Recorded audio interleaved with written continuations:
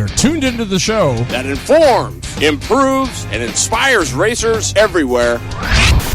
The Northwest Race Report. And now, here are your horsepower and performance hosts, Terry Bridges and Glenn Lippy Tower. Oh, what is going on, racers? It is another edition of the Northwest Race Report. I'm your horsepower and performance broadcaster, Terry Bridges. In the house with me tonight again, our great co-host, one of the trio, Mr. Jeff Eden. What's going on, Jeff Ray? Hey, same old. It's sunning. I'm happy. Yeah, man. And we're waiting on Lippy. The deal is on I-5, there was a huge grass fire. And I guess they rerouted traffic or something. I don't know. It was about 10-mile backup. Was it really? Yeah. So. Well, let's see who P1 is. You know what? I'm going to say Dan Watkins is P1. Wow. Watkins, Handley, Esquina, Fonfara, and Handley are your top five. Ooh, wow. That's going to be, here's the cool thing, guys. We're going to have the updated points. Lippy had those, and he was going to go to work on those and have them for tonight. So stay tuned. As soon as he gets here, we'll have it. But that's going to be cool stuff. So we'll get you the point standings and we'll find out where everybody is. Oh, Dave Chisholm checking in. What is going on? Hey, we got a great show for you tonight. Our Blue Line Graphics in the seat guest is none other than Evergreen Speedway GM, Mr. Chris Cunningham. We're going to have 20 tips for when you're looking for a sponsor. Everybody could probably use those, right? Oh, yeah. And we got some results. We're going to go at the track with Jeff. He's got some cool upcoming stuff and some results. We're going to go lapping with Lippy. I'm sure he's going to be I think he's in segment 4 of his tire segment, so that's always going to be cool stuff. So we've got some results and this, that, and the other thing. So while we're waiting for Lippy to get here, Jeff and I are just going to kind of improvise, I guess, before we delve right in. So how was your week, by the way? It's been really slow at work. Kind of crazy for this time of year. Yeah? Usually the rock business is booming, and we're kind of slow. Well, what was really cool is that you showed up at ORV this weekend, so that was kind of cool. What did you think of all that? Oh, it's pretty cool. I mean, I raced cage karts down there 15, 16 years ago, and but kind of was cool because I got to put some names and faces together, so like one time, and it's just that stuff. Now I got an idea. When you're talking, I got a visual of who they are. And that's got to make a huge difference. I mean, even at the interest level, right? I mean, but most importantly, I mean, what did you think of the UAS guys? Holy moly. They're pretty awesome, aren't they? Yeah, that's almost insanity. It is. I mean, but they're very good. Oh yeah. I mean, it amazes me. I stood there, walked down to where I could look at them coming down the straightaway, and them things are just twitching coming to the corner. I'm thinking, oh my gosh. Yeah, it was. They're pretty key. So you can kind of see why they're. I mean, could you not see that being a pretty huge series for karting? I mean, at least on the speedway side. Oh yeah, very much so. Yeah, I mean, they're just they're everything. They're eye candy. They're fast. They've got a bunch of technology. I mean, I just think they're awesome. I mean, I always have. I just took to them like a duck does to water, But yeah, it was awesome you were there. Not to take away. Now, I want to make this clear. Not to take away from any of the other classes there, because there was some very good racing, like you brought up. Well, I got a kick out of the two juniors in the cage kart. Were they not something? They put on a heck of a show just for the two of them there. I was impressed. It was. And then you look at the Predator class, which was formerly called the Fart Cart class, but rightfully so, it's called the Predator class now. And then Yamaha Light, the KT. We got a whole bunch of stuff coming up on that later on the show, but we're kind of waiting on Lippy because I know he's got some interesting stuff, but, we got to get underway. So we'll get underway with some results. You ready, Jeff? Sure. All right, let's do it. Well... All right, tonight's results, again, are brought to you by the good folks at Wicked Fabrication. Wicked Fab, bringing you the best in hot rod fabrication since 2002. So whenever you think hot rods, please think Wicked Fab. Craig Wick and the gang, they're big supporters of the show, and they're very, very good. With that, Jeff, you go ahead, man. You can take it and run. Well, Mother Nature, she won at Grays Harbor and Skagit. And at the first night at South Sound, besides the first day at ORV. So let's start with the second night at South Sound. The Bees main was Chris Brown. The Hobbies was Marshall Howlett.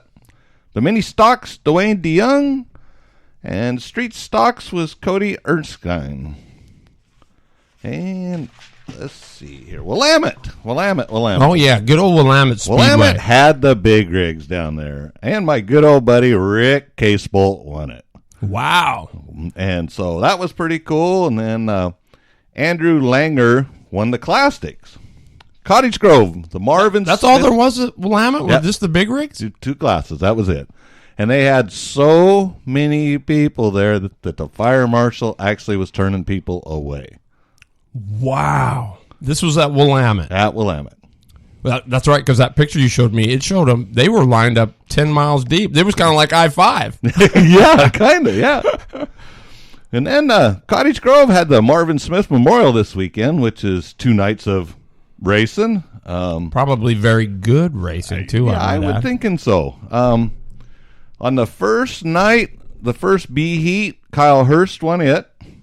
The second B heat went to Travis Jacobson, and the A main went to Roger Crockett. Is that a surprise to anybody? That's Roger's playground there, Cottage Grove. He loves that place.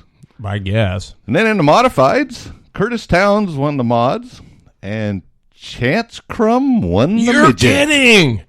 Man, that's awesome. Chance Crum, have you met his dad? No, I haven't. Oh, man, Kevin Crum is a good guy, and yeah, super cool. Congratulations, Chance Crum. That's cool.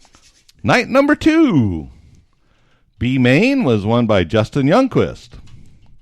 And the A main was Jason Sowall. Racing Jason. They basically, Roger and Jason swapped positions from night to night. So he must be pretty good. Oh, Sowall's real good. Yeah. Jason's fun to watch. He's one of them that it's like Crockett. They know how to go forward. Yep. And then in the mods was Jesse Williamson. And then Hornets was Joe Murray-Cole. And then on Saturday there, when we were kind of getting downtime rain there. At ORV, you mean? Yeah. Yeah. I took off for Sunset. I went down and watched the races at Sunset. I love to give Nikki and all her staff kudos. There was 110 cars there, and it ran like clockwork. I mean, there was cars on the track at all times. They kept it moving. The mod main got cut because of curfew, and that was kind of a bummer because there was 2 guys going door handle to door handle for about 15 laps.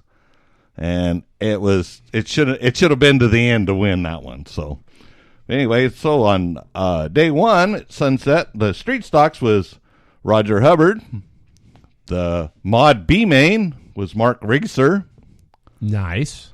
The mod A main, Colin Weinberger. And this was by 1/1000th of a second. You mean Superman? Superman. Wow. The micro sprints, the 1200s, went to Brock Limley. The micro sprints 600 B main went to Tanner Holm. Yes. Micro sprint A main went to Joe Constance. Hey. You know who he is, right? No. He's the owner of Joe's Racing Products. Oh, that would make sense. Yes, absolutely. because there was Joe's all over it. Yep. And then in the Micro B 600 restricted was Parker Hadlock. Uh-huh. And the A main went to Dakota Drake. And the extreme late model was Joey Tanner. He's a shoe. Former asphalt guy. Wire to wire. Let her fall the way. Nice. So then on day 2, Uh-huh. Street Stocks, they had a B main that night with Kevin Roberts. A main was Benny Sauter. Mods, B main was Craig Castle. And the A main was Kyle Yak. Wow, cool. Kyle he had troubles the first night, so he deserved that one. Well, his dad used to be the flagger at he was Willamette, right, Tom? Yeah, he was with always on the flag stand with Bill there. Yeah. He was pretty good, actually. The micro sprint 1200s went to Jared Gunderson. B main open, Chance Crum. Wow. A main open 600 went to Devin Borden. Oh, shoe. Yeah. Complete shoe. Yeah, it was fun watching him. He can roll. On the first night, he was kind of hung in the back. I don't think he'd qualified very well. And it took him, by the time he got up to it, the fast guys was pretty much checked out. But I'm going to tell you something. I've never seen one of them 600s blew up out there. And I've never seen anything like that before. I mean, it fireballed. Did it really? Oh, it was. So it looked like at the drag strip, huh? Yeah, or any time you drop a rod out the side of a block, it would boof and a big old fireball and smoke. Wow. And whose was that? God, I can't think of his name right now. They own that PHG Excavating. They had like 3 carts there. They got sprint cars. They Wow. very heavy into racing. And then on minus a motor now. Yeah, minus a motor now. And then on the restricted 600s, Caden Holm won that one. Former quarter midget standout, yeah, I think. Then the late models went to Superman. Wow. Now did now Constance won a main event, correct? Joe Constance? I thought he won the 600 main. I could have swore he won the 600 main. Maybe not. Maybe it was just that he did. He did. He won the 600 main. Sweet. So, and if you're looking for something to do this next week, there's a full slate on the board. Everybody's running.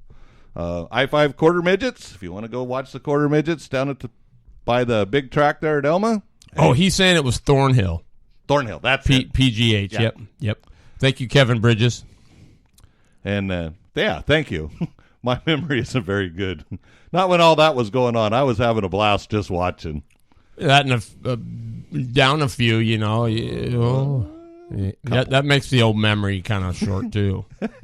Anyway, I-5 quarter midgets will be running a full race schedule this weekend. Grays Harbor's running Summer Thunder sprint cars with street stocks and PHRA dwarf cars. Oh boy. Skagit will be running sportsman sprints, mods, midgets, and tuners. Nice. And then, if you're so inclined, South Sound. They're running super late models on a 100-lapper. No. Oh, yeah. I love watching that one. Dude, that's sweet right there. I'm running Baby Grand, Super 4s, and Outlaw Compacts. Nice. River City at St. Helens, they're running their full race schedule. Madras is mods, late models, sportsmen's, mini trucks, juniors, and mini outlaws. They got quite a few classes over there. Sounds like it. Willamette this weekend will be the Strawberry Cup. That's always a big deal. That's a 2-day show, isn't it? They only showed one this time. Really? So I don't know whether... I thought it was... it used to be in the past. Yeah, I think it was a 2-day show. Yeah, we used to race one night and then get no points, or you only got points, you didn't get paid, and then you didn't get paid till the second night. Right. So they're running the super late models, the mods, super sports, sportsmen, and street stocks. The Grove will be kind of taming down a little bit. They'll be running extreme sprints, Yep. mods, and Hornets. Sweet. And then Evergreen. Yeah. They're running drift cars. Oh, they are. Well, that's a big deal around here anymore. It's I getting... mean, I'm not a big drift guy. I mean, Pat's Acres had them there down in Canby, and they got them there, and you can go and you get a head sock for like I don't know, $3 or something, and then you get to go ride as much as you want with the drift guy of your choice. Well, it's pretty cool, but it's one of them deals. Once you go one or two times, I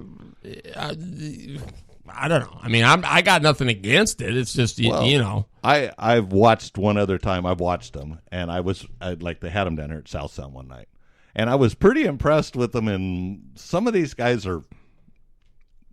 they got talent. There's no doubt they can wheel it. I mean, but I would much rather see it hooked up and going faster myself. Yeah, I mean, because you're not trying to pass anybody. I'm still trying to figure out the whole object of how that, staying close with them it's a different deal. But anyway, that's all. Oh, hey, look who showed up. He made it. Glad I could make it. Hey, everybody out there. Dude. Well, hey, it's not your fault, man. 10 miles of traffic because of a grass fire on I-5 certainly isn't anything in your control. Then they finally open up the freeway, and a bunch of knuckleheads a mile down the road decide to get tangled up because they can't wait, and then we had to get stopped again. What's that sound like? Yeah, well, I'm trying to keep it clean here. So... Hey, so good to hear everybody. Good to see everybody. I caught the show on the way in. They took it off without me, so thank you for that. I appreciate it. And just to go over our point standings, because I didn't hear that. No, yeah, but it was. It looks like Dan Watkins comes in P1 today, and then Nick Hanley, Brian Esquinia, and Jerry Fonfera, and Matthew Handley. Comes in today. I'm going to work into our points on that. But before today, this is our point standings for the first three events. Brian Esquinia is coming in first with 16. Ooh. And then Jason Susich is right behind him with 15. And Susich isn't here. He's not even here tonight. It's going to take him out of it. And then, so third place, we've got a tie between Strebbe and Dan Watkins. So Dan's going to bump way up on this deal. Fourth, we've got a tie three ways between Brent Meyer, Nick Handley, and Scott Keeney. Fifth is going to be Sean Carr and Scott Weiland, I believe, or Scott Warning, sorry. Yep. And then Rick Worley and Jeremy Means coming in sixth, and seventh is tied with Rusty King and Jerry Fonfera. So we got a good point battle going on here. We do. It's really going to shuffle once I get today's in, and I'll try to get that figured out before the end of the show. Now this is the Northwest Race Report Summer Chat Series. And, man, I was expected to be good, but this is kind of epic right now. Well, yeah, because next week's going to be number 5, our final, so it's going to be right down to the wire on this deal. Ooh, yeah, baby. Well, are we going till August, or when are we going? Oh, I don't know. I thought we were going only 5. I'll keep track of it. Yeah, well, I thought we were going to go till the end of the kind of into the summer, right? I mean, maybe. So that'll give some guys a chance to Sean Hill checking in. Ricky Worley in. Now, where's Worley at, points-wise? Worley is down in he's tied up for 6th right now. He's tied for 6th right now. All right. But really, it's all really close. We're within, 7 points. Now, Ricky Worley, you tuned in late. We haven't got there. Jeff was doing his section, so now we're moving on to my section. Lippy's got some section from ORV, and so... first of all, I want to give a big shout out to the guys that went back to Speed 51, that big back in Millbridge, North Carolina. That was a big deal to make that trip back there, number one. And a lot of our local guys showed up pretty good. Kyle Larson won it. Logan Seavey, a local, he was second. Third was Adam Welch. Fourth was Tyler Seavey, his brother, Logan's. Buddy Wise was fifth. Ryan Foster, RFC Chassis, was sixth. Ethan Mitchell was 7th. Kobe Copeland was 8th. He's been a many-time guest here on the show. Maria Kofer, one of the most beautiful cage kart drivers you will ever lay eyes on. She was 9th. Brian McGon Jr. was 10th. That was your top 10. And then other notes in that, Rico Abreu was 13th. Mike Wheeler was 15th. Jesse Colwell, 16th. And Jaden Walbridge was 22nd. Bryson James ended up 25th. And so that just lets you know the kind of caliber of stuff that's back there. It's you don't go back there and just show up and you got to have your. Well, look at Johnny Burke. He didn't even make the show, and he was pretty confident going back. So, shout out to those guys, Speed 51 for putting it on, and I think they got 51.50. The winner did. So, and then we go to the Gold Cup. That was in Spokane this weekend, and they had 2 days of it. It looks like it was a fairly good turnout. Spokane, for some reason, has a black eye in the series. I don't know why. I guess it's the distance, but even at that, it shouldn't be that way. But Mason Smarks wins Junior 1, 206. Carson Blakely second. Isabella Grunland was third. And then on day 2, Blakesley and Smark swap spots. So Blakesley wins it. Smark is second. And then Becca Clark ends up third on day 2, so she regrouped. Senior tag went to Chris Wilberg on day 1, Lawrence Marquette, and Gary Rail. Now, you got to know, Gary Rail used to own this class, and he's finding out now that, a lot of it is how many guys are running and so on and so forth. So, still doing a great job, though. Andrew Wilson on day 2. Monroe Jordan was second on day 2, and Gary Rail was third. Mike Shorn wins World Formula, the pro division. Now, CMC's putting up some money. I don't know if it's still $400. It used to be you got $400 each day, but there was a lot of guys. Garth Mulkey and the Nitro Radish deal was starting that all off. But CMC took it over. I still don't know. I don't know if it's $200 now a day or if it's still $400 both days. I'm not sure. But Mike Shorn wins it. He's an IKF expert. Burt Gassaway, also an IKF expert and great driver. He was second, and Brian Green third. On day 2, Shorn wins it both days. Green was second, and Normandin, he's also a Grand National champion. Works his way up, and he finishes third. Junior 1 Animal, Bryson Smith, Mason Smark, and Becca Clark. I'm telling you what, Mason Smark is on a roll right now. He's willing it. Day 2, it was Bryson Smith, Becca Clark, and William Ginn, as Smark had some problems and faded. Jacob Smith, the Shark, wins Junior 2, 206. Nicky Johnston, Kaysen Lau, day 2. Jacob Smith. I don't know if anybody's going to be able to beat him this year. It's going to be pretty tough. Nicky Johnston was second on day 2, and Cole Faker was third. Ricky Worley wins Senior 206 both days. Ricky Worley does. That tells you what kind of shoe he is. The guy can shoe. And he can shoe anything, whether it's a tag, a shifter, a 4-stroke. I mean, you're seeing the how what's the word? Not liberal, but how he can do many facets. I don't know what that word is, but Megan Camara was second. Cal Camara was third on day 1. Following Worley across the stripe on day 2 was Steve Morris and Megan Camara. Nicky Johnston wins Rotax Junior both days. Hunter Smith, Sam Garcia. That was the order both days. Same with Minimax. Kaysen Lau wins it. Drew Wagner. That was it for the weekend both days. But in PRD, an upset on day 1. Chris Worley knocks off his brother Ricky and wins it. Matt Lodges was third, but day 2, Ricky Worley rebounds, wins it. Chris Worley second, and John McNeil was third. Burt Gassaway wins Tag Masters on day 1. Wilberg and Rail were second and third, and then Rail wins it on day 2 with Wilberg second and Gassaway third. Andrew Wilson wins the shifters. There was only 3 shifters there. 2 of them decided they weren't going to run. It sounds over. It looks like anyway. And then the kid carts, there was only 2 there too. Wow. Yeah, Ben Corky and Preston Fransky, and Fransky only ran one day, so that's, I don't know, it's kind of disappointing actually, but it's not their fault. Spokane's a great racetrack. I don't care what anybody says. It's pretty cool. Evergreen, they got rained out. They got rained out for sure on Saturday for the Mark Galloway, but they did qualify.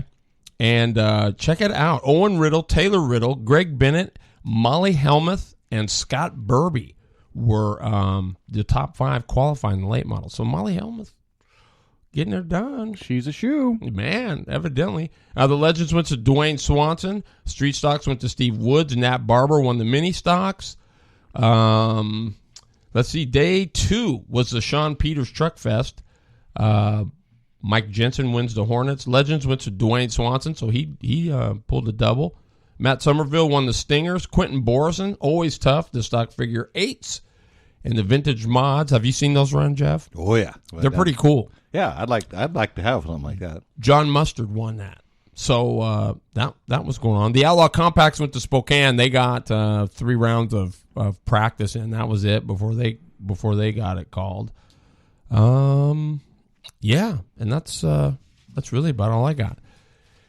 You got some stuff from we got our guest going to be Chris Cunningham, GM from Evergreen, coming up at 7:00. So, but man, we had a good weekend at ORV. Yeah, absolutely. A big shout out to all my crew, my volunteers, that come out and help me out. A lot of them don't even race anymore. Wayne Thompson, Ed. Man, what a stud. Yeah, Ed Flett. Ed Flatt was he's your VP? He worked the grid. Yes, he is my VP. He worked the grid for me, so thank you for that.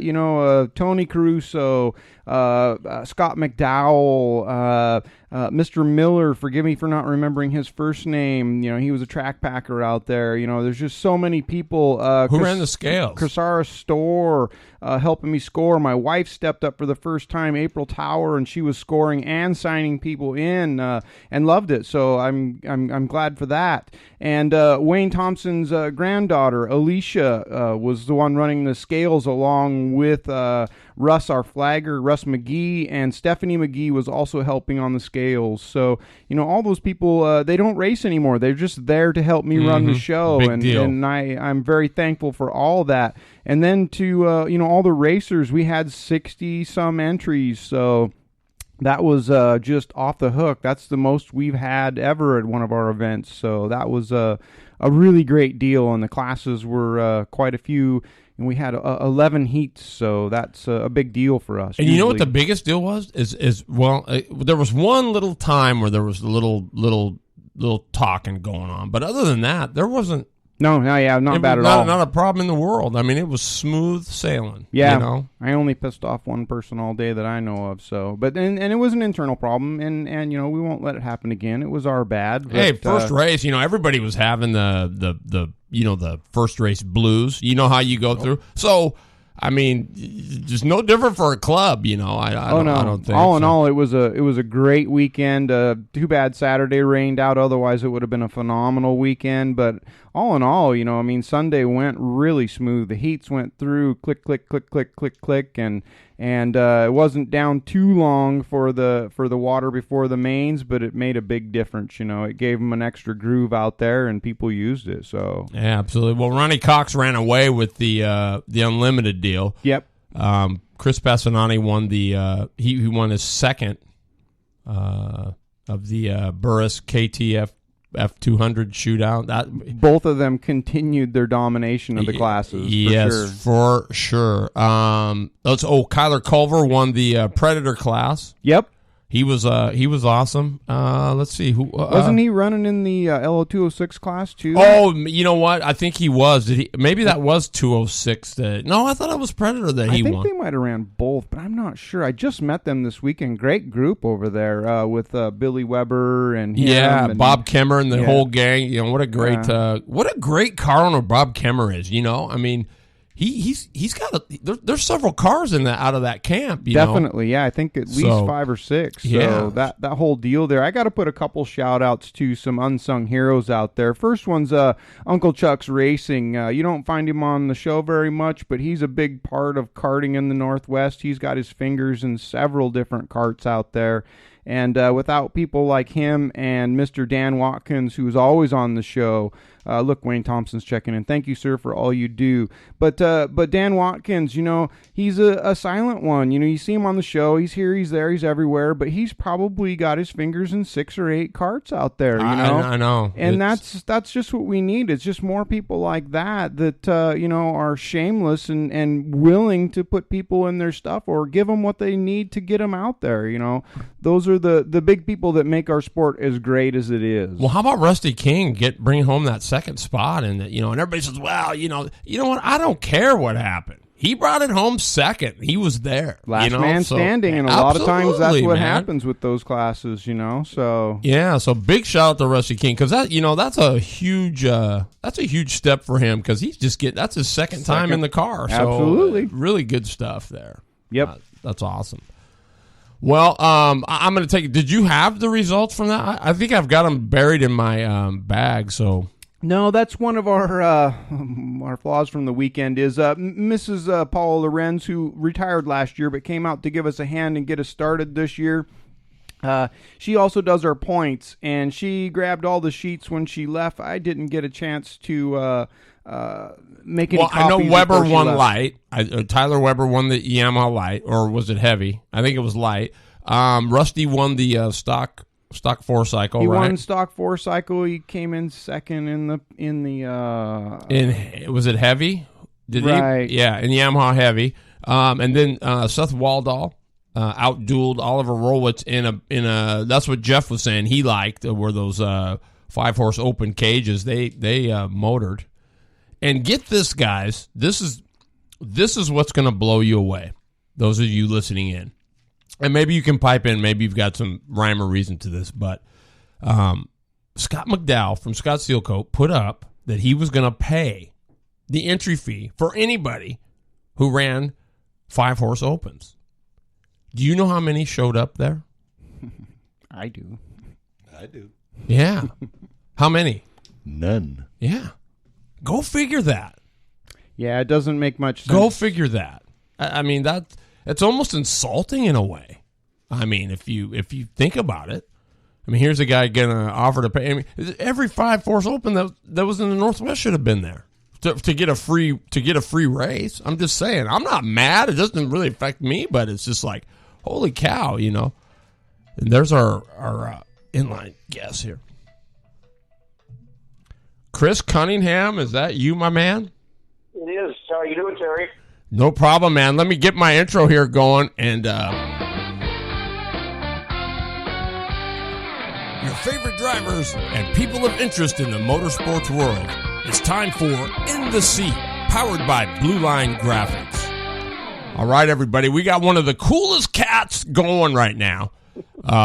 He is the GM of Evergreen Speedway. Great guy, former NASCAR Northwest Tour competitor. His name is Chris Cunningham. Chris, welcome to the show. Thanks for being on. I know you're a busy guy. What's been happening? Well, the biggest thing that's been happening is I'm on baby duty right now. I have a 9-month-old son. Dude, that's incredible. I saw the pictures on Facebook. What's his name? Gavin Maximum Cunningham. Now you're planning on getting a kid card already now, right? That's going to be up to him. I'll introduce him to it and show him what it's all about. And if he wants to race, I'll certainly do everything I can to make it possible. So now, when was he born? September 12th. Nice. So he's coming up on a year. Yeah. He's 9 months old right now. Is he up trying to put one foot in front of the other, or? Oh yeah, he's just on the edge of walking. We have him a little walking cart, so he can run around the house and got his own set of wheels. It's pretty cool. Does it have slicks on it? It does. Big sideboard. Yeah, big sideboard. There you go. On graphic. That's it, man. That's cool, man. So how has that affected Chris Cunningham, the GM at Evergreen? Has it? Well, it's been, fortunately, they're family. It's a family sport, and they're a family company, and so they've been very patient and sympathetic and understanding. And I have an awesome wife who's not, afraid to put in some extra hours so that I can go to the racetrack. But I've also been very fortunate that I've been able to spend a lot of time with him. So it's been good all the way around. Well, that's pretty important, man. I mean, there's no job on the planet really that's more important than spending time with your kid, I don't think. I didn't understand that, and I'm kind of an old guy to be having my first baby, but now that I've done it, I get it. I get what they're talking about, how important family leave is, and time with your kids, and I'm just feel very fortunate that I've been able to really spend a lot of time with him, during the days and night and weekends and stuff. So it's been really cool. Dude, that's incredible. So now, did you do any of the Lamaze stuff? Like with the wife beforehand? We took some classes. I don't know if it's not really Lamaze. I don't know if they do that anymore, but they give you some classes, breathing techniques, and just stuff to get you through the birth. And so yeah, we did all those kinds of things together, and so it's been really rewarding. Big education. We know what was cool was when my daughter was born back like 24 now. So I remember we did that class too. And, I don't know about you, but a lot of that stuff went out the window when it when it came time. I was still the biggest jerk on the planet and everything else, but what's really cool is when you go back a year or two later and everybody gets back together and you bring the kids with you and everybody gets to see the newborns and stuff, that kind of like a reunion thing. That's what I thought was really cool. Yeah, I didn't even know about that, but that'll be fun. Yeah. Yeah, you'll dig that. So what's going on? What's going on with Evergreen? Anything new? Anything hot? Anything? The Galloway got rained out. That's a bummer. Yeah, we've been really lucky since I've been there. Evergreen's kind of in a weird spot where it doesn't really rain that much. Over even the history for as long as I can remember, they haven't rained out very many races there. And this year we got 2 in a row rained out. One of our Saturday night races rained out a few weeks ago, and then the Galloway this last weekend. And the Galloway we almost got in, and it's unfortunate that we have a curfew, because if we hadn't, we probably would have been able to get it in between 9 and 11 o'clock. But that's just part of racing in the Northwest. It's you have a 2-hour window, and if it happens to sprinkle, you don't get your race in. Well, what's the curfew there? 10 o'clock. You're kidding? At the fairgrounds? That's kind of crazy. Yeah, well, there's houses, less than a quarter mile away, several nice developments, and so we're lucky that we're even still operating. So, well, you know what? That's their problem. They knew going in they were buying a house next to a racetrack. I agree with that, but the times have changed. I can remember being a little kid and being at the races until midnight.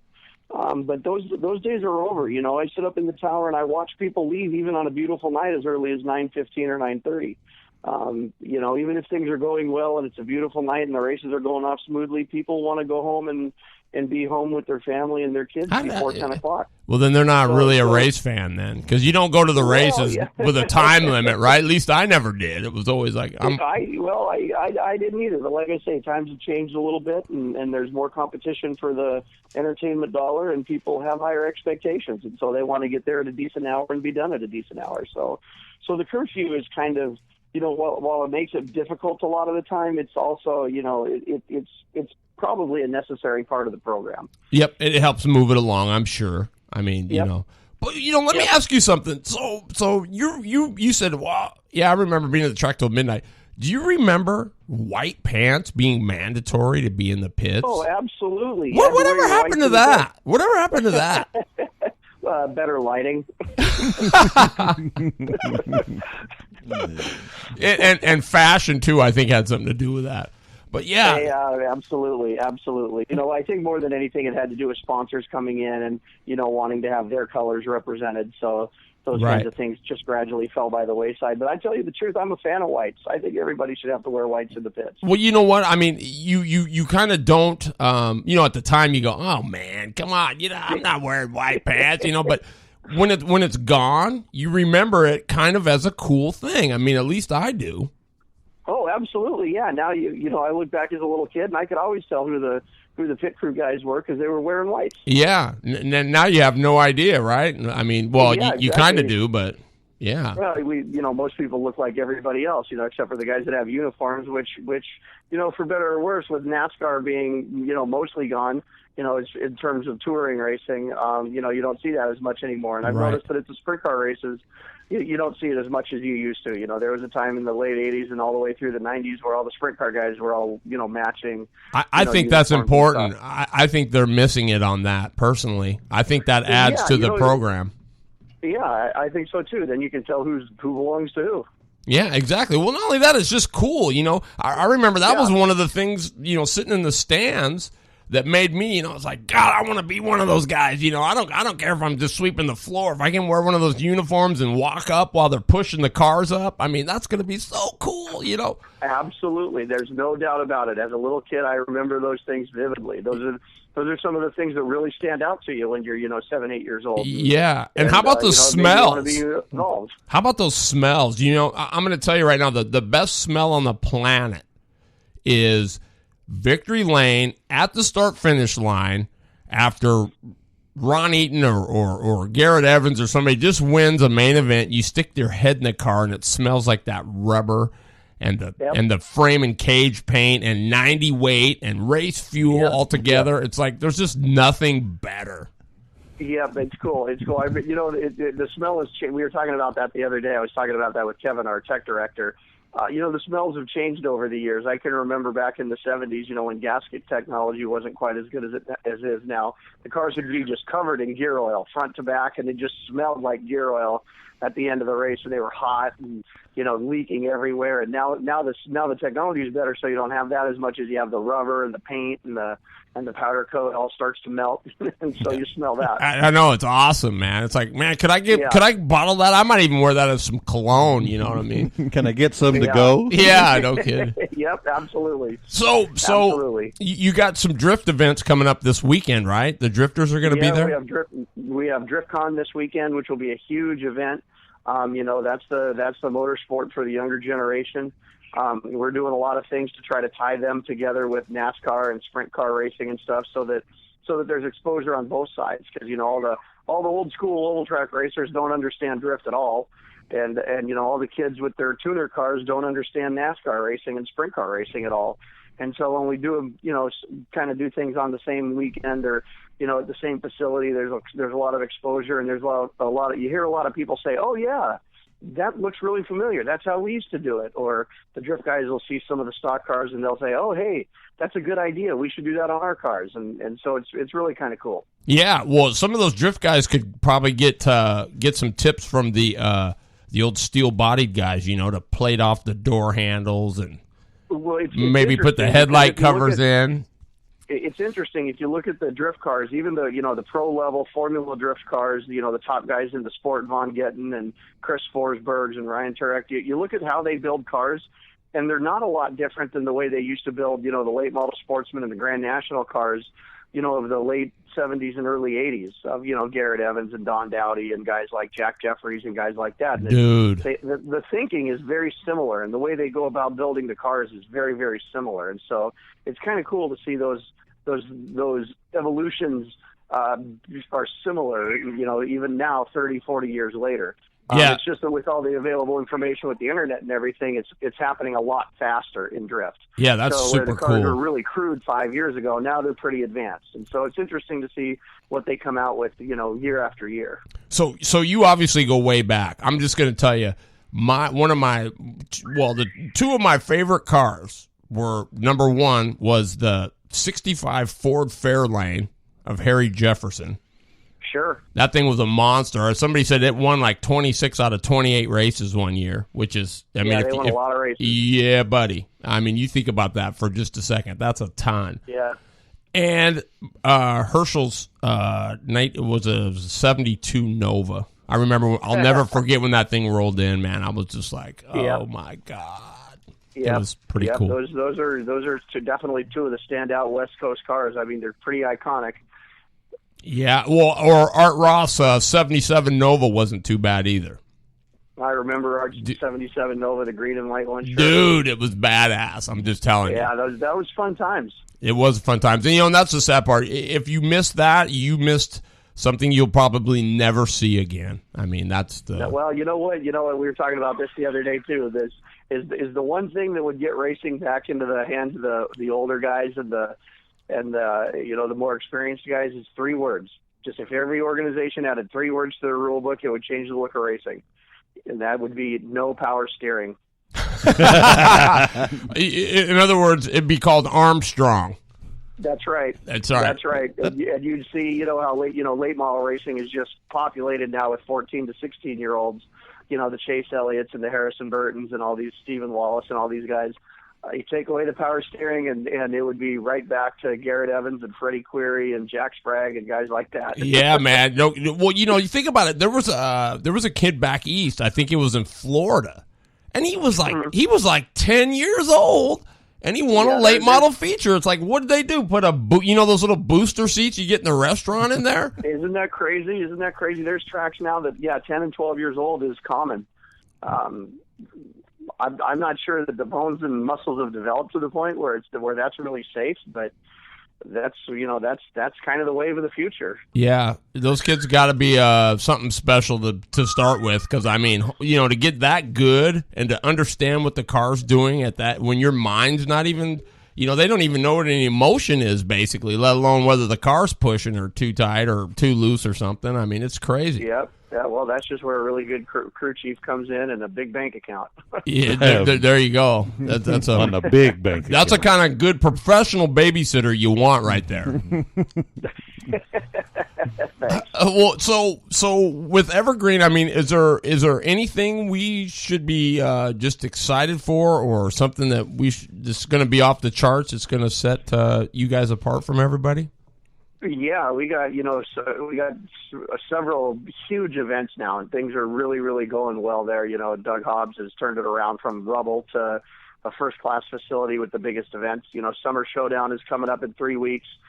$25,000 to win with a $10,000 bonus. Last year, Bubba Pollard took home $36,000, making it the single richest late model stock car race in the country on pavement. Well, did you hear that he won one on dirt too?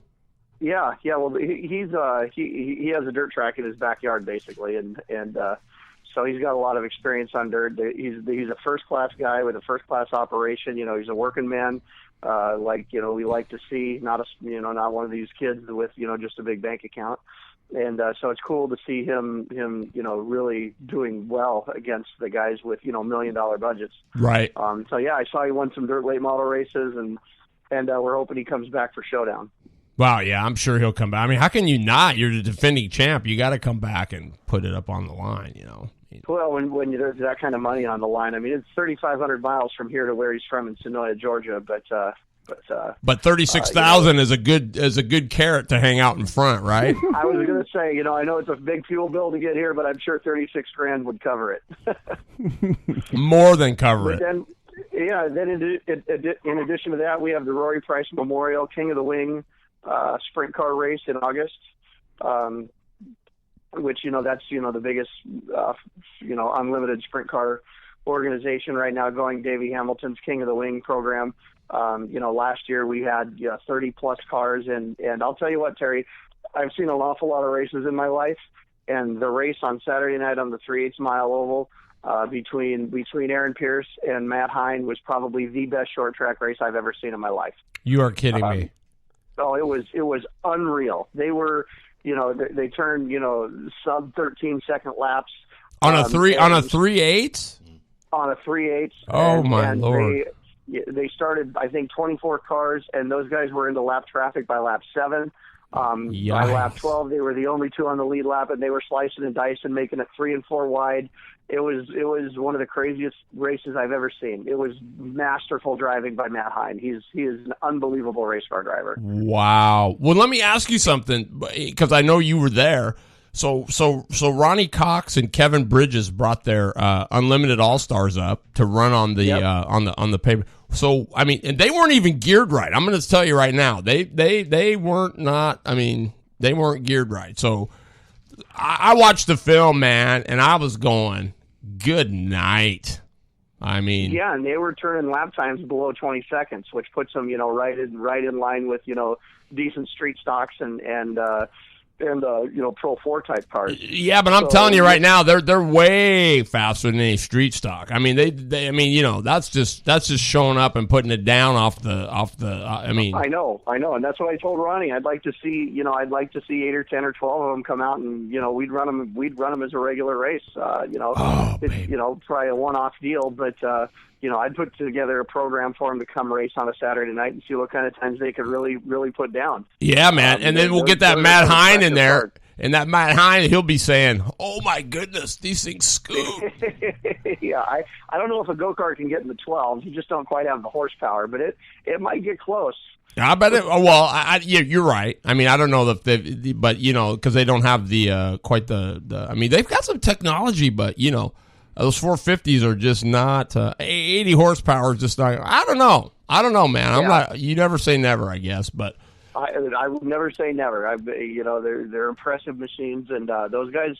It was fun to watch them. I'd like to see a full field of them. And whether it's on the 5th mile or the 3/8, and I even told them, I said if they wanted to take a shot at it, I'd turn them loose on the 5/8. Oh yeah. And Ronnie said, man, he said that, and I said, no way, man. He did. He said, I'm not sure about that, but I said, hey, if you guys want to give it a try, it's all yours. Wow. And I figured they race them at the road races like at Portland International and Pacific Raceway, so why not on the 5/8 at Monroe? Well, hell, if they weren't geared right for the 3/8, they certainly wouldn't have been geared right for the 5/8. It would have been all done right off the corner. Well, that's true. That's true. But so did it make you want to try one? Oh, absolutely. I'm just a racing fool. I want to try everything. And when I saw that, I was but try one. Heck, I think I want to buy one. Well, you know what? I think I have a guy here on the show that I bet if you came out to one of our events, if we could rig it up to where it worked with your schedule, I think Chris Cunningham could be out there on the dirt. Well, I would. Let me know. I'll be there. I'll figure out a way to make it happen. Right on. We'll do that. That would be that'd be pretty cool. That would be really cool. Yeah. Maybe we should have a promoters race, right? There you go. We'll get you and Bob Leach, and we'll get Schramm and get Nick Ben out there. Yeah, and who's the guy from Gray's Heart? Beitler. You can go beat up on Beitler a little bit and say there. Put up in the wall. Happy to. Yeah. He said I'd be happy to. And then a couple other things we got going, Terry, is, we have Formula Drift coming, which is, the international leader, the top tier in drifting. We have our annual Formula Drift event. And then this year, for the first time, we have Global Rallycross. Red Bull Global Rallycross with, names like Andretti and Travis Pastrana.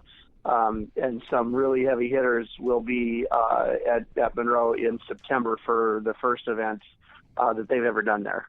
Dude, that's killer. That rally stuff looks interesting. Yeah, so there's a lot to be excited about going on out there. Absolutely. Well, you know what, Cunningham, dude, you're the man. I'm just telling you, we got to schedule a time where you come back over here so you're live in the studio. I just think that would be super cool.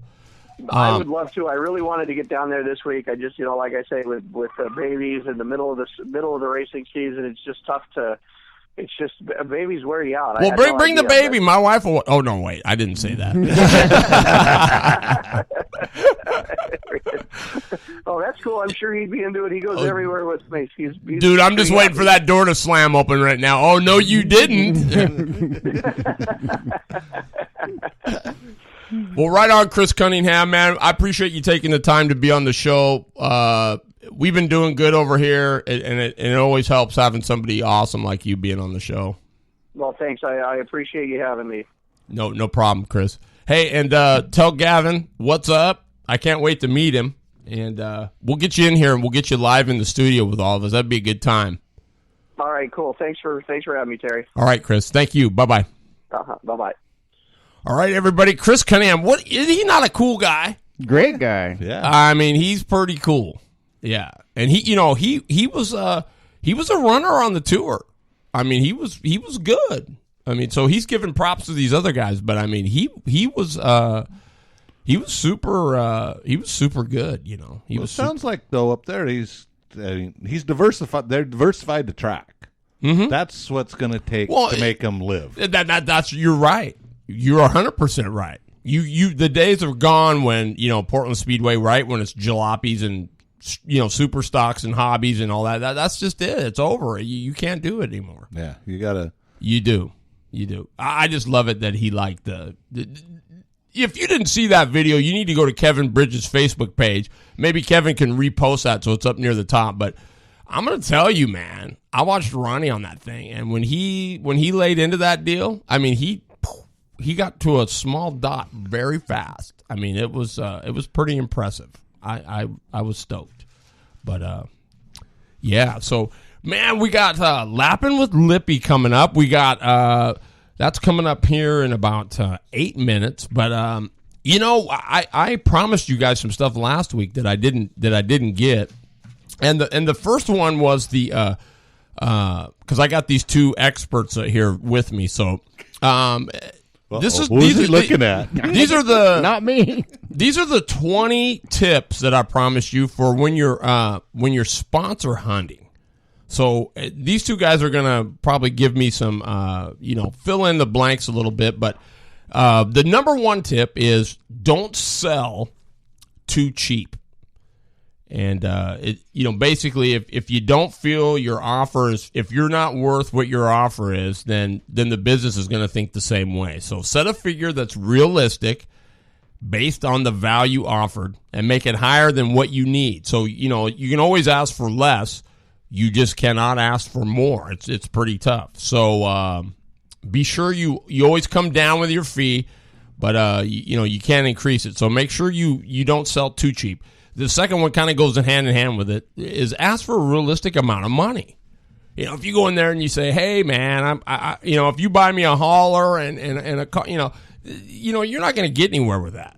They think that they're all the sponsors are supposed to finance the same race, the whole race team, and that's not it at all. You need to be able to go in there and say, "Hey, I'm going to go racing with or without you, but I just would like to have you on board as an investor," and that's what you need. That's the way you need to attack it. Run the race team like a business. Do you guys agree with that? Oh yeah, yes, it is a business. Exactly. I mean, will you say that? Will you repeat that again? It is a business because if you don't run it as a business, you're bankrupt. You ain't got no money. All right, everybody hear that? And does that matter whether you're go-karting or any car racing? Any type of racing, you have to run it like a business. Exactly. And that's both sides of it. That's a promoter or a owner of whatever it is you're racing. Either way, you have to run it as a business. It can't be a hobby. It can't be anything else. It has to be run as a business. That's probably the most important point of this whole thing, right? Or one of them. One of them. The number 4, don't beg. How important is that? Yeah, you don't want to look that way. You never tell a sponsor that if you don't get a sponsor that you won't be able to race. Number one, they don't care. And or at least the ones that are offering you any kind of, are gonna be able to offer you any kind of, they don't care.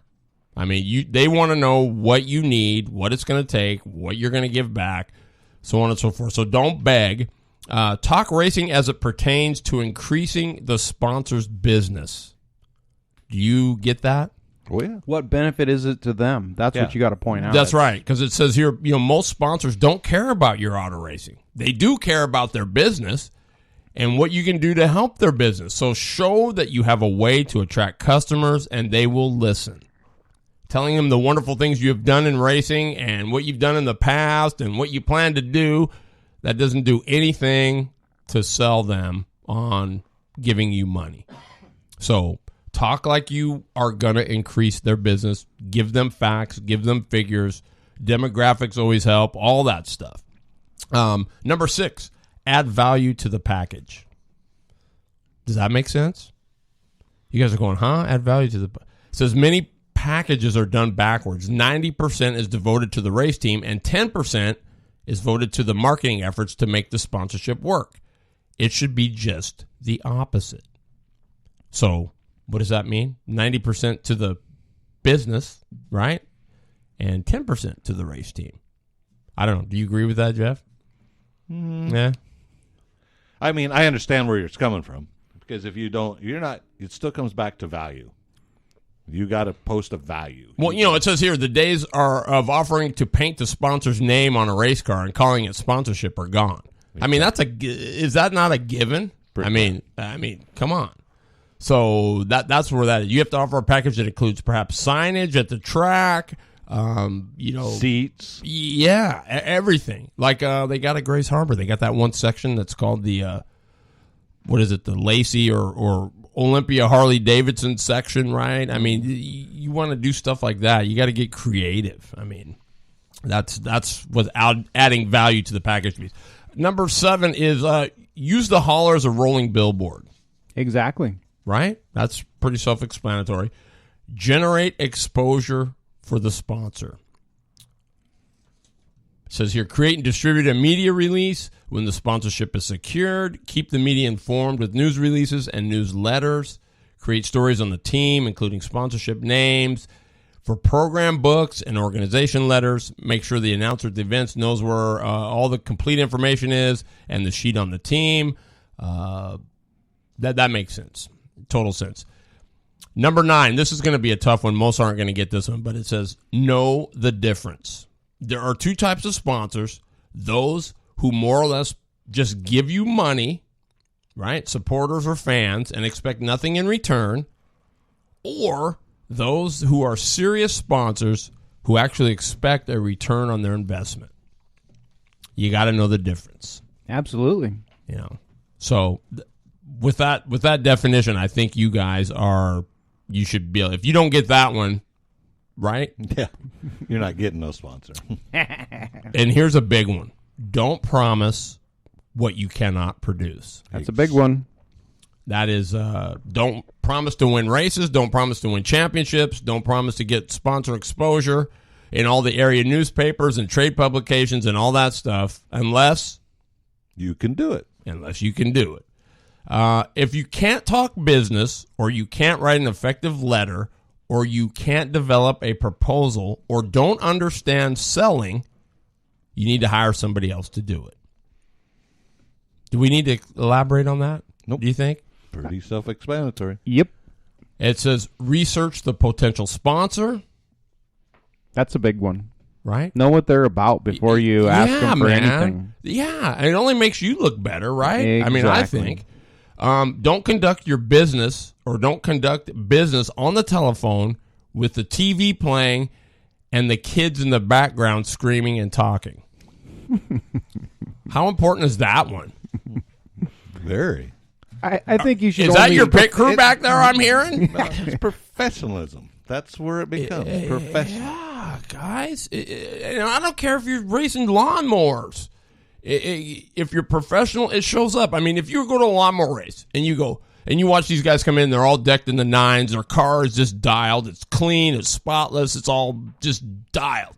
What do you say? You say, oh, there's one of the fast guys, right? Almost always. Now, the guy with the body that the nose is pointed to the air and the thing, and you're looking like, and the guy says, yeah, I'm going to race this. And you go, what, huh? What? You don't ever say, well, that guy's the fast guy. You don't. I mean, it's yeah. Right? Mm-hmm. Mass mailings don't work. Yeah, I agree.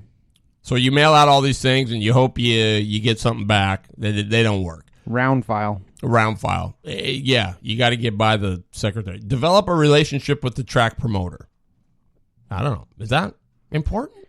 That's what keeps you on the, as far as like their sound system and stuff like that. They're more apt to talk about you if they know you. Well, it says here, Lip, it says, let him or her know that you are available to do appearances, car shows. It gives you the opportunity to meet more sponsorship prospects, and at the same time, you're doing a promoter a favor. That can put you in a position to get better rates for your sponsors when they want to try some marketing opportunities at the track.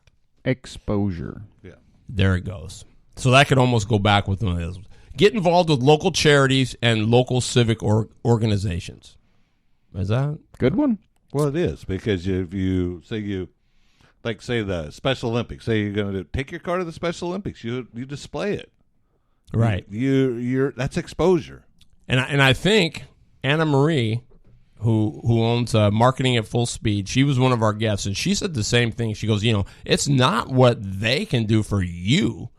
It's what you can do for them. And it looks better when you do have something to support, or something that you're behind, or a cause, or, whether it be like Sean Carr and I think it's breast cancer that he goes for. And that's why his cars are pink, and whatever. I mean, that's a legit deal right there, I think. Yeah, it's a worthwhile cause. I think it also shows the sponsor that you're not just in it for what they're going to give you. You're willing to do your time for other things to expose other things and to, prompt and promote other things other than just you. Sure, you got eye candy to look at, but you're at somebody else's show, whether it be a car show that the Elks Club puts on or whatever. You know, you're willing to do those things and not just standing there with your hand out. Yeah, that's awesome right there.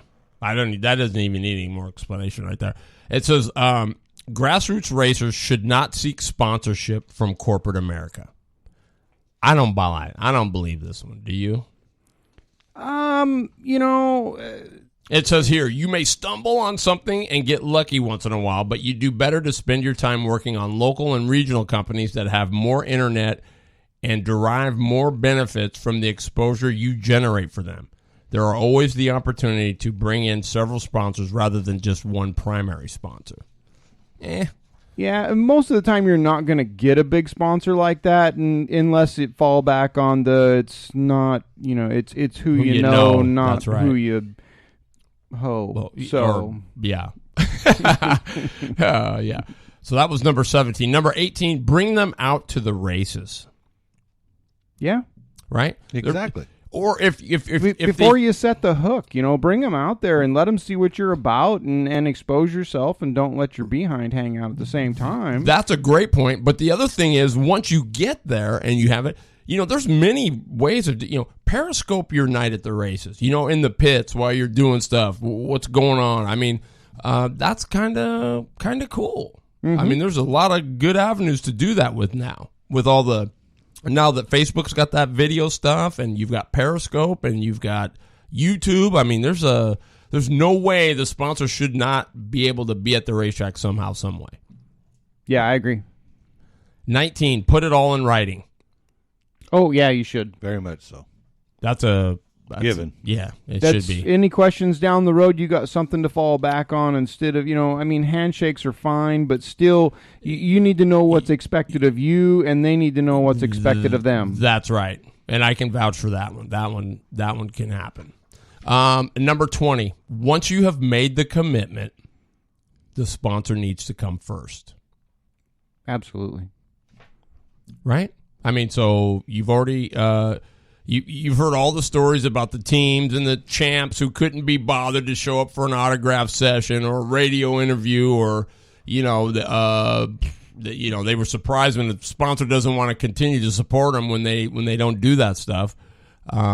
You got to dress right, you got to speak properly when representing them. You can't, you know, you're going to have to answer questions when you're obviously not in the best of spirits. But you still got to suck it up and, you know, look pro and be pro and whatever. But if you guys want to do more on this, or you want to get more info, you can go to www.stockcarracing.com, tips and tricks, tips to find a sponsor. So you can try that out. That's where I looked it up, and I just thought it'd be interesting for you guys to have that. I've got a couple other things here, but I may save that for next week. Because we gotta get Lippy in. Lip, are you ready to rock and roll with your segment? Sure. Let's do it. Lap it with Lippy.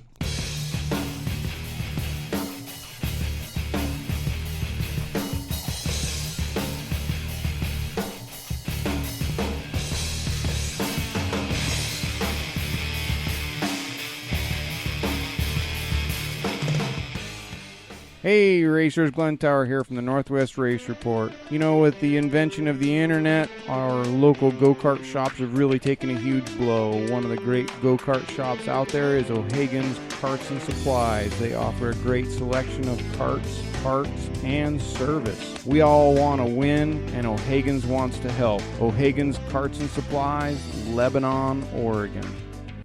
Thank you very much, Terry. And do get out there and support O'Hagan's Carts and Parts. Good people, good stuff. They want to win, and they'll put you first. So get out there and check them out and see what they got that you might need. On the same token, Scott's Seal Coat and asphalt from here to there and there to here. We can stripe it, seal it, clean it, whatever you want us to do with it, we can get it done. So give Scott's Seal Coat a call, and we will get it done. So I'm on to it's looking like my last segment in this setup and tires segment that I've been working on for the last few weeks. If you guys want me to get in depth in any more of this than I have, reach out to me and let me know what you're interested in, what you want to hear about, or what you want me to research about, and we'll keep it going. But otherwise, I'm going to start wrapping this one up, and we're going to get into something else that might help you get into the winner circle. So we've been working on tires the last few. What we're going to work on this week is the home care, what you should be doing from week to week with your tire program to keep you up front and to keep your tires living longer. So the races at the track are won at the shop, and that's no lie, folks. It all happens there, especially when it comes to tires.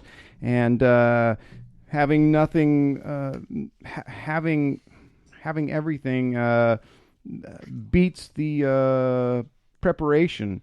It is good to have a trailer unloaded 2 to 3 days after you get back from the races. Pull out all your sets and set there with the air pressure, set their air pressures, and check your tire sizes. Some of that stuff that you may have grown or shrunk doesn't always stay there, so it needs a second look just to make sure that it's still stuck where you want it to be. Nothing worse than having a tire that doesn't have the stagger that is written on it. That's something that Rusty and I do. Secrets being revealed here. We write the tire size on the back of the wheel, inward side, so that we can keep track of what it was when we set it where we want it. It's easier to sift through the sets.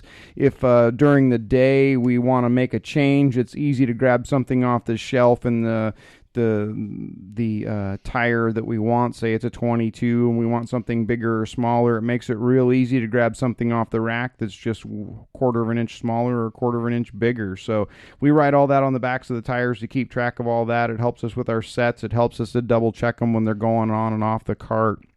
So that's something else that we do that kind of streamlines and speeds our show up rather than having to have the tire tape in our pocket all the time. At this time, we also look over the tires to make sure that we've got good wear, and if we need to, we will flip a tire to even out the wear on it. With as many carts as we run, we had 6 there this weekend. Rusty ran 5 classes. I would have ran 1, but ended up put to work. So we had a rental out there as well that somebody else was running. So, you want to just check through your tires, look for damage, look for, uneven wear, anything like that, and do some flip-flops if you need to. Sometimes you'll get a tire that is sealed up on you. It just won't grip anything. That thing needs to hit the tire rack and get ground down to some decent rubber and a bit more prep slapped on it to liven it back up. If any of the tires are not the desired size, that would be the time you would want to set them again at the tire the size that you're looking for, either shrinking them or growing them, whatever the case may be. These steps need to be finished before moving on to the next one. Depending on how many tires you have, we carry about 30 to 40 tires with us at any time, so we have a lot of tires to go through to make sure that we have what we need, but it is part of our process, and we did start yesterday on that, so it is part of our process and how we are trying to step up our game this year. So I believe Rusty won 2 and came in second in 2 and did not finish his 5th due to his steering column popped out, which was something else that we missed. The cotter pin at the bottom of the steering column came off, and we didn't catch it in time, and neither did Tech. So it's just stuff that happens. Anyways, back to the tires. Refer to your chart if you are in question as to what size you're aiming for and what track you're going to be heading to make sure that what's on the cart or what you have in the trailer is the right size for whatever you're heading to. So once the tires are sized correctly, check the durometer on them. That's another big one. Heat cycling tires, your durometer is going to move around on you, and you always want to know where it is. Remember where we talked about the last 2 2 weeks. The hardest tire should be the left rear, working all the way around to the right front, and then the left front should be equally softer as they work their way around. It is also most important to be consistent when doing this. I like to punch the tire directly in the center of the tire. That's a good one. I should talk about that for just 1 second. Excuse me. But when you are durometering a tire and you're using a durometer gauge, I see a lot of guys just take the durometer gauge and plunge it straight down onto the tire. That's not the way to use a durometer gauge. I agree, you should always work in the center of the tire because you're not pushing against the sidewall or any other portion of the tire. So you want to use it in the center of the tire. You want to set the durometer gauge down on the back edge of its flat plate, and then you want to roll it towards you all the way through the motion and watch where it peaks at during its rotation towards you, and that's going to be your durometer reading. If you just take it and plunge it down onto the tire, you are not going to get a good durometer reading on that durometer, and that is very crucial on what you're trying to achieve by using a durometer gauge. So the proper way to use it is keeping it tilted away from you, setting it down on the back edge, not even touching the plunger yet, and then roll it straight towards you and watch where the needle goes up to and stops, where its highest point is. That is the actual durometer of the tire. So keep that in mind when you are using a durometer gauge. I know a lot of guys out there that have been doing this for a long time is like common sense to them, but you wouldn't believe how many people I watch durometer their tires that just plunge it straight down on it and look at me like, well, is that a good number? And that's not a good number. That's not how you do it. So just a little bit of information there. If you don't have a durometer gauge, get one. That's all I got to say about that. So we're in the center of the tire. Rotate it, the tire about 3/4 of the way around, and then punch it again. Another great one to follow up on there. You don't want to just punch one spot. Work your way around the tire in thirds and get a general idea. You may have had more prep on one area than the other. If you are prepping, I've seen Burris tires that are thick and thin, and you won't get the same durometer rating all the way around. So do it in at least 3 to 4 places and even out your durometer reading, and then get after it with your prep if that's what you're doing. All of the extra in the middle of the tire, this will give you an average reading for the tire. If the tire is where you want it, then wipe it with whatever prep you're deciding to use after you've cleaned it. Obviously, this is all after you've cleaned your tires. Don't do any of this before you've cleaned your tires. It should all be done after you cleaned your tires. And the reading on the tire is with a tire pencil. We just use a marker on the back of them. We don't necessarily use a tire pencil. We started doing that when we first got into it. It's harder to conceal that on the side of the tire. When you do it on the inner portion of the rim, people have to work pretty hard to get down in there to see what's going on. We write the durometer on the back. We write the tire size on the back in the wheel. It's a little harder to get at. We don't hide that much, but we're not going to throw it out there for everybody to see because people do pay attention to that stuff. So just keep that stuff in mind if you want to keep your more top secret, and that's totally up to you. I'm an open book most of the time. I'll give you just about everything except for some of my computer resources and my prep. That's all up to you, folks. If the tire is too hard and you will need to soften it to the desired number, the best way to do that is accomplished. Well, there's several ways you can do it, but this is to heat the tire and then either using a propane torch, what we talked about before. We use a heat gun in a box, and that's how we get it to absorb our preps that we're using nowadays. We use an inside and an outside. If it's 33 Burris, which we primarily run all Burris. One class we get to run some Maxxis in, but primarily our Burris's. We don't use a lot of prep on the inside on an 11 or a 22. It just seems like a waste. They're already soft enough. So to condition it, we usually just do it on the outside on the 11s and the 22s, 33s and 44s. We definitely do get after the inside of it to help us out a little bit and to give us a little bit more side flex on the 33s. This is done to open the pores of the tire. That's why we heat things up. It helps the prep get in there faster. If you take an old tire, a cold tire, and slap prep on it, you're wasting your time and money. It's just not going to get in there where you want. If you have tire warmers, that does help, but be aware, a lot of the preps out there will eat through the tire liner or the tire heaters, the stuff that they use on the outside of them to hold it together. So just keep that in mind.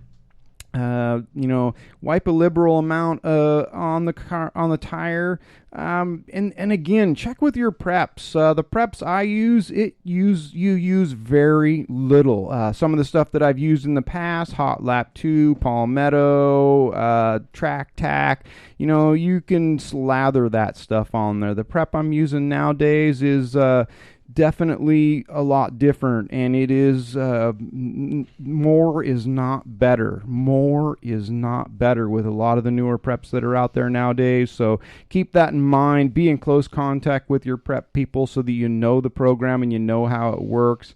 Return to the heat box and pour the heat to it if you need to. If you don't, then you won't. But to spin them with something on the outside of them is the best bet. If you have it on your cart, you rub prep on it, and you leave the tire setting where it is, come back in an hour, and you rotate that tire up, you're going to notice a puddle of prep on the bottom of it. That's not doing your tire any good at all. So you want it to be in something that's turning, or at least keep it turning until it's dried, and then you can let it set.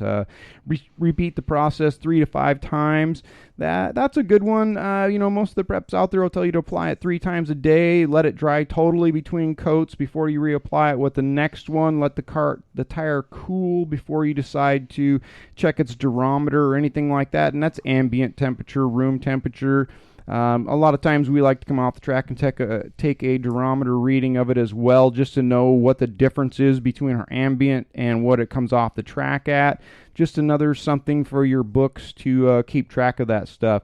You may need to repeat this process a couple of times, but it's what will keep your tire consistent. So if you are in the situation where you need to create a new soft set of tires, this process is done by internally prepping the tire.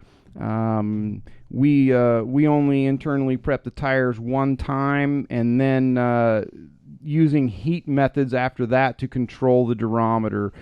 For a set of tires that you want to punch around 46 or 48, you will need to put in about 5 cc's. That's 5 ounces. That is not always true. We are putting in about 3 ounces. So it really depends on the tire and your prep program. Again, you want to talk to the people that you're getting this stuff from and decide what you want to do. We never put 5 ounces in the right side and 5 ounces in the left side. The left sides just don't need that much. Just for a rule of thumb, we usually put about half. So if we're putting 3 in the right side, we'll put 1.5 ounces in the left side, because the left sides aren't as big and they just don't need that much prep in them. They're more or less along for the ride. Of course, the left rear will steer you through, but still, they just don't need as much. You're wasting your prep and money, and prep's not cheap for anybody that's in the program, so keep that in mind. This is done through the valve core. Most people know that. I have a little piece of rubber hose I stick on there. I have a CC syringe. I suck it in. Each tire gets as close to the same amount as the other one does. Squeeze it into the tire, put the core back in, jack it up to 10 pounds, and into the box it goes. That's the way I do it. That's the way all my tires get it. Everybody gets 10 pounds and whatever their ounces are. You will have to keep the tires rotating And the tire turner, ours usually go from 28 to 48 hours in the box until we get them out and put the next one in. If anybody follows me on Facebook, they know I just built a new one that I can turn 10 tires at one time. So that's 2.5 sets. That's the only way I can keep up with all these carts we got. If the prep's in place on the inside and the tire does not turn, the prep will soak in through one spot and you'll end up with a soft spot, creating a big problem and a bumpy ride, an unbalanced tire, and a soft spot that won't go away, and it's just pretty much a waste. Keep in mind not to over prep a tire. That can definitely be done. You do not want to add too much into these things, depending on your prep program, but most of that stuff you cannot get back out of it. So keep that in mind. Don't over prep it. It's easier if you put in a little bit, and if it doesn't do what you want, then add a little bit more to it, but still keep track of how much you're using, because there is a maximum, and you can ruin a good set of tires. The most consistent preps to use for this application have been the best effective. If you're trying to drop durometer, there's several of them out there that'll do that. Just be careful with goat pee. It should be used in moderation. It is something that can ruin a tire really fast, but it is also something good to cut with your harsher preps to lessen its damage that it does. But sometimes when you got a set that's punching up around 65 to 70 and you need it to be about half that, you're not going to get it there fast enough unless you do use some goat pee. I know I've said in the past not to use it, but it's almost necessary in some cases. So just use it in moderation. Once all your tires are set to the proper size, durometer reading, wipe all of them down with your proper cleaners. We like to use Simple Green to clean our tires and get them ready. And of course, write the sizes on them and dry them with a towel. And we like to wrap ours. When I have them in my hot box goes through the rotator goes through the center of each wheel, so nothing rides on the rubber surface. So when my tires are done rolling in the hot box, I use saran wrap. It's a type of saran wrap that I wrap around the whole set of tires, and then once I pull them off, I cut each individual tire out. So each tire has its own wrap. I can keep it on there. I don't have to touch the tire, and it doesn't get on me. I know that Rusty wears contacts. He was playing with some tires. We were getting ready, getting up the next morning. He was going to go out and go racing, went to put in his contacts, had prep all over his hands, and I never seen somebody dance around and squeal so much. So this stuff's bad stuff. You don't want to get it on you. Try and keep your tires wrapped. That way, if you set them down anywhere, they don't get everything stuck to them. It just makes for a lot cleaner tire. So what else do we have here? The numbers are used in the program are just a guideline. They may need to be changed for your application's specific situations. If you have any questions, you can reach out to me. I'll try to help you out as best as I can. When it does come to this prep program, I am kind of green at it, but I'm learning fast. So if you need any information, reach out to me and let me know what you got, and I'll see if I can help you out. Oh, baby. Lapping with Lippy. That's good stuff right there. And, if you got questions, I put a number up there on the chat line. You can give us a shout. We got a few minutes left here. I don't know. I don't know. I might be pushing it, so maybe I'll save this for next week. But just to let everybody know, this weekend coming up, the 4th at Rainier, the UAS and the third round of the Burris KT 100 F200 series is going to be happening. And then June 11th, we'll be back at Albany. So I don't know. Are you guys planning on going down to either one of those? We will be at Rainier for sure. So if you want to watch me come run into people, that's where you can do it.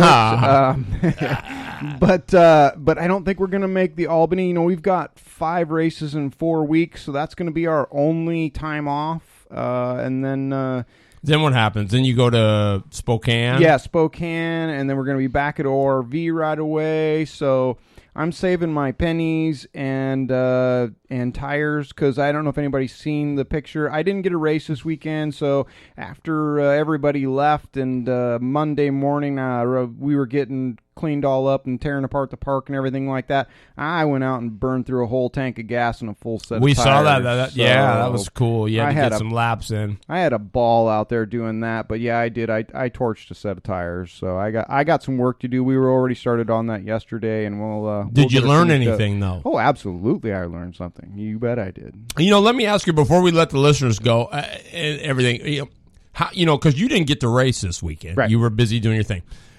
So that hinges the question: do you think that you can learn just by watching rather than by actually participating? I think for me, I picked out a few things in one of Rusty's karts. I could hear the kart run out of gear at the end of the straightaway, so that's something I relayed to him. The next day, of course, while we were at the shop. And, we went and looked at it, and sure enough, we missed that one a little bit. So, it's just something we missed. So I could hear that. And other than that, for me, no, not really. I didn't see the track. To me, looked very smooth from my vantage point in the scoring booth. But after running it the next day, it wasn't as smooth as I thought it was. And right, but I mean, more or less, as a driver, can you learn anything just from watching? I mean, actually not being in the seat, right? I've always thought you can.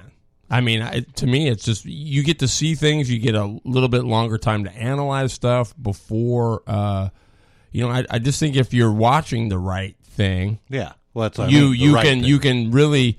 Especially if you're having an issue or a problem somewhere, you can actually kind of watch several different people. I don't know. I just think a driver can learn not as much, but you can learn quite a bit just from watching if you're actually paying attention. Well, if you got somebody that's kind of like your driving style, and they're running a different line. Hey, I need to try this line. It's just stuff like that I could see. Yeah. The thing that I did pick up, which coincides with what you just said, was I did see a few other people's driving styles, or maybe a chink in their armor that will help me down the road a little bit. A few of them that like to drive it in a little longer, stay a little wider, and then drop into the corner, which would be great for me if I was chasing them. Right. Because I know now where they like to go. Well, what I noticed was a lot this week was I noticed that a lot of guys were going upstairs a lot more than normal. It was there all weekend. Yeah. It was there. I mean, and I believe that, number one, you're going to catch 90% of the people going upstairs just by surprise because they're not expecting you to go there, right? So, I mean, irregardless of whether the track, is there or not, I mean, even if it really wasn't there, if you're going to make the bonsai move last lap, go for the win, you're going to, 9 times out of 10, you're going to get them just because it's the element of surprise because nobody really goes up there. Not only that, if you're willing to try to a little bit earlier, within 3 laps to the finish, you're going to get in their head because now they don't know where you are. They don't know whether you're coming high. You don't know whether they're coming low. So you're in their head at that point, and they're in defense mode, which puts them at a disadvantage because you can be behind them knowing where they're going. Yeah. And lastly, before we let you guys go, we appreciate everybody staying. Hey, we got some big stuff on the horizon. I just want to say June 15th. Oh, yeah. June 15th. We are going to be live from Wicked Fabrication in Auburn, Washington. So you do not want to miss that show. It's going to be great. Craig Wick, we scheduled it this weekend, so we're going to be hanging out at the Wicked Fab shop.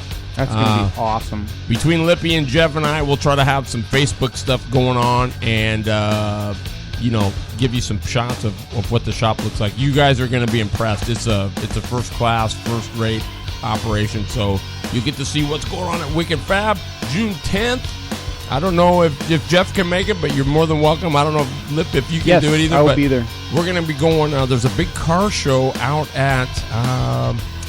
I forget Bethel High School. Bethel High School, okay? And we're going to be there. There's going to be a car show there. We're going to be playing 50s music. The Northwest Race Report will be there.